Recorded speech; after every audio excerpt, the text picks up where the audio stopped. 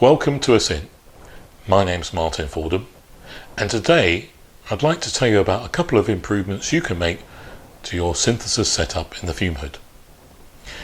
One is to improve the safety when the fume hood sashes up and you're preparing, loading chemicals, etc., or observing a reaction.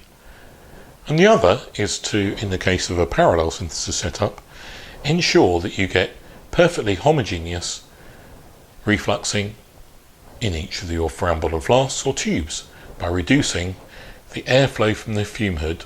Let's show you how we do that.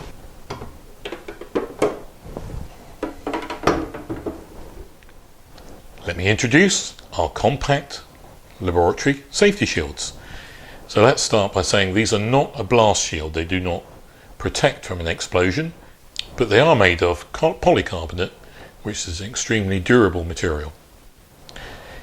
We have two versions. This one is a 40 centimeter high version, ideal for smaller scale reactions. Keep the draft off nicely. The Asynt Safety Shields allow very easy access without removal, so they have space for you to make additions, etc. You can see through them clearly what's happening.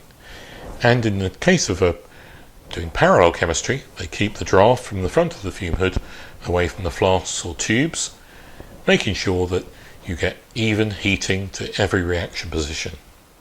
As you can see, they fit readily over pretty much any standard magnetic hot plate stirrer, Heidolf, Ica, the Asynt branded ones, and many more besides, allowing you access to the controls with ease without any issues.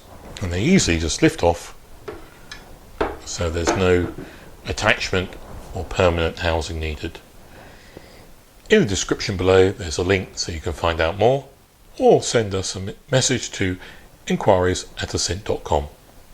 Thanks very much for watching, and we'll see you next time.